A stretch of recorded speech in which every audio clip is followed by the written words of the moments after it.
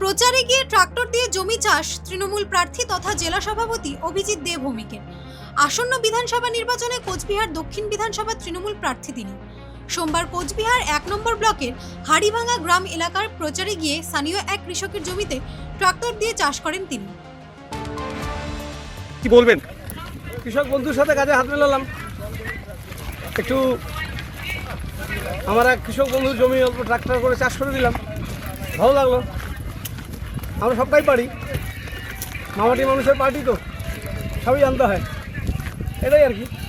এবং একই সাথে আছে পুজো দিলেন মন্দিরে এবং কীর্তনে অংশগ্রহণ করলেন। মন্দিরে পুজো দিলাম, নাম সংকীর্তন করলাম, ভালো লাগলো, খুব ভালো লাগলো, খুব ভালো লাগলো।